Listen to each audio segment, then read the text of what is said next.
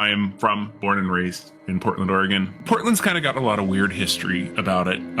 But one of the things is that Portland started out as a port town. Another thing that they deal with is that the town is right next to two rivers. And to get around that, they built a bunch of tunnels under the city. If you're in old Southwest Portland or old Northwest Portland, there were tunnels going from the front or the dock or the river that would go completely underground. There were bars that in Portland that would have what are called deadfalls or trapdoors in the floor. And these loggers would come in from out in the woods and they would have a bunch of money to spend. And so they would go to these bars.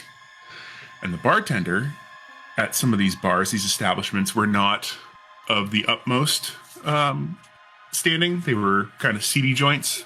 Mm-hmm. And what would happen is you'd get really drunk.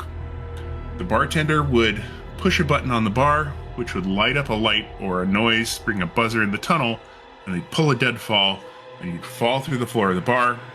People in the tunnels would grab you, throw you into jail, and dose you with knockout drops, basically what was called Shanghaiing you. So you would get dragged into these tunnels, put in this cell, knocked out, and then you would not wake up until you're out past the Columbia Bar, going to Shanghai on a ship, because they needed crew. Because when crew would come into town, they'd leave the ship, and these captains needed crew to run the ship.